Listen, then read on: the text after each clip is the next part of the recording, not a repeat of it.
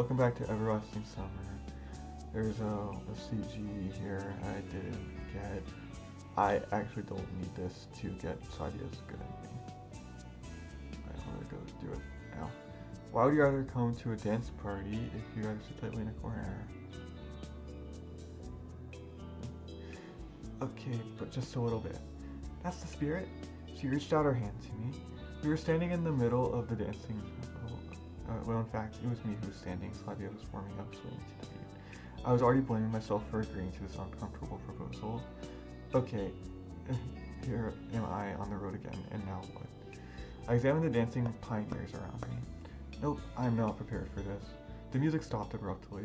Some people were still dancing under the momentum, but the majority stopped. Don't panic. The leader went to the DJ's panel and adjusted something there. Next song, Ladies Invite Gentlemen. I looked at Slavia. She stretched her hand out to me with a smile. You shouldn't refuse a girl. Oh, so romantic. Her chest heaved faster and her face blushed more and more. Slavia stared into my eyes. I tried to look away. The dancing pioneers were at my feet or somewhere else. It was a strange feeling. My whole body shuddered from time to time, but it was a pleasant shudder without any hint of uneasiness or shame. My mind became miraculously calm. I realized that I didn't want to let this girl go, and I am ready to dance with her forever. Hopping next to us, Joanna stopped for a moment. Maybe I was seeing things, but I couldn't get rid of the thought that the insolent girl was trying to hint at something. I made a frightening face, but she was already gone. Is something wrong? Slavia asked quietly. Everything's fine. I mean, everything's great. I hadn't started stammering yet, but I was about to.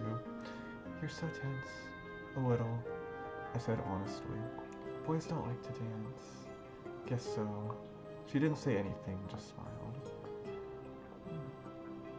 The song eventually finished. I was still holding Slavia, but she easily slipped out of my grasp. Thank you for the dance.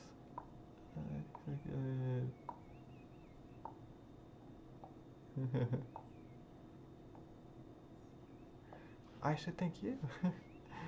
I should thank you. I just stood and stared at her for some time. The next track started playing. One more? No, I think I'll rest a little. I tried to. No, you go dance with her. I don't remember how I ended up at the beach. Why did I run away? It looked exactly like running away. The dance was nice and Slavia was pleased. But something wasn't right. I felt restless just thinking about the ball. Maybe I just lost my grasp on the situation and got emotional. That happens rarely. I always tried to behave and calmly assess the situation.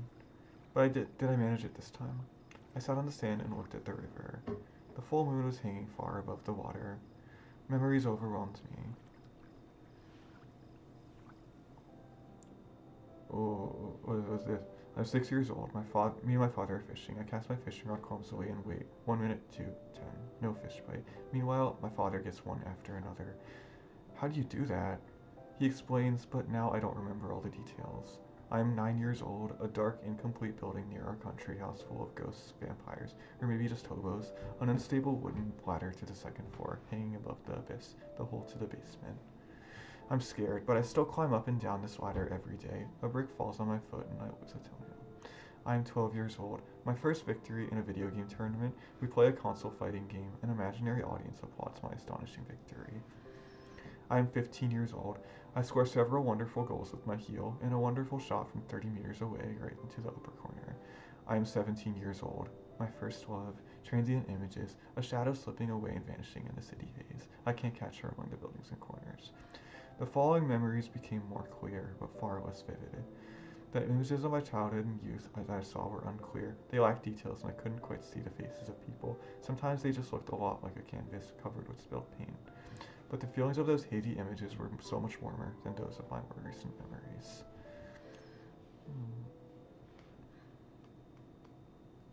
There you are. Oh, okay. We like 5 million over me. Why did you leave so soon? Just felt like she was weird. That's why we were for a bit. It was like I hid in a shell. There was no outer world for me, and I responded the same way. Philosophically. It was like the 3 monkeys. Hear no evil, see no evil, speak no evil. Isn't it just beautiful here? Slavia looked at the river. Yeah, it is. How about one more dance? No thanks, I'm fine. No, go dance with her. Come on. Deep inside, I knew I shouldn't be so sharp with Slavia, but I was like a puppet on a string, forced to say things I would have never said under other circumstances. What are you thinking about? Nothing. You can't think about nothing. She pouted her lips, but smiled right after that, letting me know she wasn't offended. You're always thinking about something, even if you don't notice it. Maybe. So, what are you thinking about now? About owls. I said the first thing that came to my mind. Why owls? She laughed. I don't know. Have you ever seen any owls? Of course I have. What a silly question. Do you like them? They're just a bird like any other. A night bird. Slavia specified. Yes, a night bird. A night bird. I imagine an owl, a little feathered box with huge blinking eyes. Are you a night owl? What? You know, there are daylarks and night owls. Some like to get up early and some like to sleep in. Her words brought me back to reality. I pictured my dusty room full of junk, a mountain of unwashed plates on the table, guitar rotting in the corner, necktie hanging from the lamp, and the pinnacle of all of this, the heap of dirty socks under the bed. I was indeed a night owl. It was my time. But somehow I was managing to get up early in this camp. I know. So what are you? A night owl, I guess. I like to sleep. And I am a daylark. The earlier you get up, the more you can do during the day. There is really nothing urgent for me to do, so I don't see any difference between day and night. It's just quieter and calmer during the night. Slavia, don't you have any problems at all in your life? What do you mean? She wondered. You are always so joyful, so ready to help, so eager to start doing something. It is like nothing can upset you. Why? She laughed. I am just an ordinary person. That's right. Just an ordinary person in an ordinary place. I sometimes think that I am the strange one here. Don't you like the camp? I don't mean only the camp. In the previous, I stumbled. I shouldn't speak so frankly even with her. At home too. I think that I'm not like the others. It's not where I belong. Oh, stop that. It's silly to think so. I was closing myself off from the rest of the world just a moment ago, and now I was opening my heart to this girl. What's happening to me? No, really, you wouldn't pay any attention to me under any other circumstances. I am so different from you. I am lazy, unsociable, and have no saying how. Oops, I would be the last person you would notice in the crowd of a large city. Though for me, even going outside is rare. Semyon, you scare me. She looked at me seriously. I got embarrassed, but I didn't avert my eyes. Am I wrong? Of course. You are you. There is no other person like you. You should just have some self-esteem and patience, and you can do anything.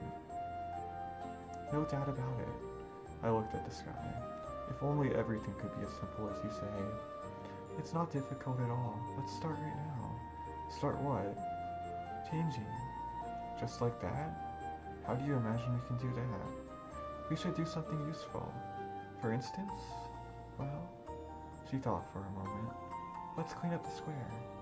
The ball is already finished. Just the two of us? Would we be able to do all the work? There isn't that much to do. The first step is the most important. I can't argue with her on that point, but taking down the lighting from trees in the dark, moving heavy audio equipment and sweeping. None of that was on my to-do list, but I didn't know how to nicely refuse her. Maybe we can do it tomorrow? With everyone? Why put it off until tomorrow? Wouldn't it be wonderful to stand in a clean square during the lineup? First of all, I don't even like lineups in general. Hey, I understand you, but this is too much. Slavia thought for a moment. Yes, looks like you're right. Even I can be right sometimes, and she can be wrong. Then, she stretched and yawned. Let's just sleep on it then. A nice idea, but I wanted to talk more. Isn't it too early? No, Slavia objected critically. You'll sleep all day tomorrow then. Tell me a bedtime story then. I blurted out the first thing that came to mind. I know only those ones I read in books. You must know them too. Maybe I do. What a failure. Shall we go? She stretched out her hand to me. I'll stay here for a while longer. I need some fresh air. You can go. Good night. Good night. Slavia ran away. I wanted to enjoy my total defeat first. I couldn't stand being with her even a minute longer after that brilliant idea. Bedtime stories? What in the world? That's how things are. You try to have a casual chat with a girl, and it turns out into a complete flop. I stared into the night sky. The stars, the small lights of distant suns, blinked precarily as if laughing at me. I turned over and buried my face in the sand. After a moment, I realized that this was another one of my great ideas, about on par with asking for a bedtime story. I stood up, spitting grit, and went to the leader's cabin.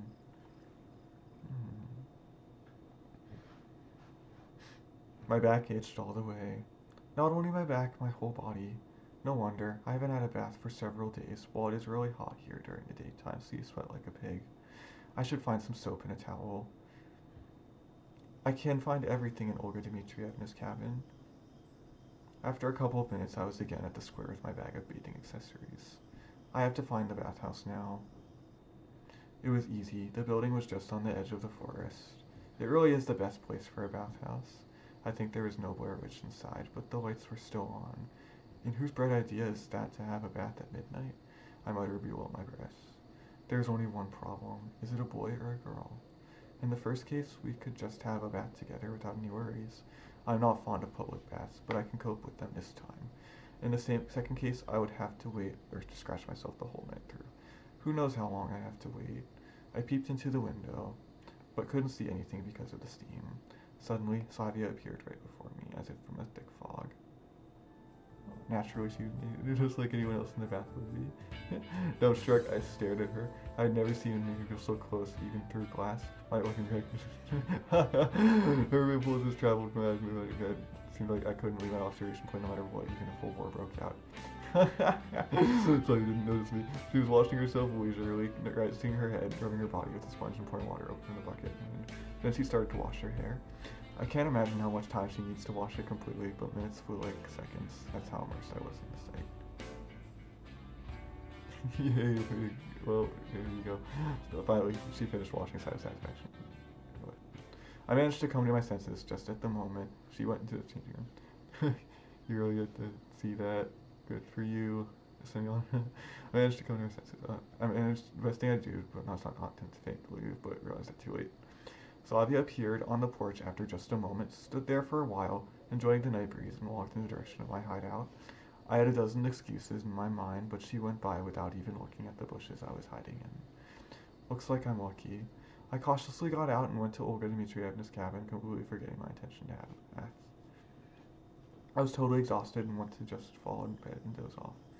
My eyes couldn't wait and were closing from time to time. It was dangerous even to blink. I still didn't know the camp well enough to walk there with my eyes closed. Suddenly Slavia appeared before me. Are you going to sleep? Well, yes. Right at this moment, I remembered the sight in the bathhouse and averted my eyes shyly. And you? I'm cleaning up. She took the broom out from behind her back. Slavia with the broom in the empty square at night looked like a witch from a children's fairy tale. What? Nothing. Is it really a good idea to clean a square after a bath? And how do you know that I had a bath? I physically felt the fear taking over my body. Cold sweat started to run down my back. My thoughts froze, so I couldn't think of any excuses. Slavia still stared at me in surprise. It looked like my life depends on this answer. Well, your hair is wet. Oh, you're right. I wanted the earth to swallow me up, so I would vanish from this world just as suddenly and irreversibly as I had vanished from mine. Are you going to have a bath too? Are you going to have a bath too? Well, that's why I looked at the back of my hands. Yes, I am. So good night. I turned around and darted back towards the bathhouse. What a disaster, how shameful. I walked slowly, trying to curse myself for all that happened. I shouldn't have peeped in the first place. But if I peep anyway, then I must pay more attention and think of an excuse beforehand. Oh. It didn't take much time to wash myself. It looked like the night made its own ball, or possibly a concert. The stars were the lights, the birds and insects were an orchestra, an owl hooting somewhere was its director, the sound of wind in the trees was the applause of the audience. The night looked much more beautiful when you stand in the forest clean and fresh. Suddenly I heard a noise in the bushes nearby. I shivered but didn't get very scared. It may be a squirrel or another animal. Nevertheless, I should check it out. I went to the bushes, but didn't find anything or anyone suspicious. It just seemed. With a clean body and a calm spirit, I went to the leader's cabin. Olga Dmitrievna was already asleep. I went to bed without taking my clothes off and covered myself with a blanket. I couldn't fall asleep for a long time, remembering your slime image and not be close to my thoughts about finding answers. Abby's happy about that.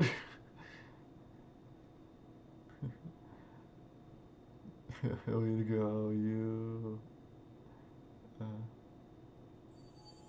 I woke up with a. And, so that's it. Okay, all done. Now I have one more thing to go get. I'll load.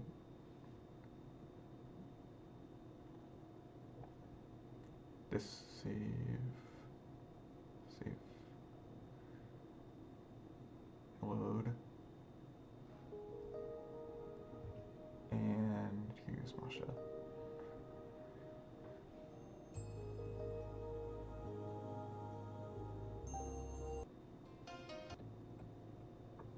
Got it. I get it. Got it.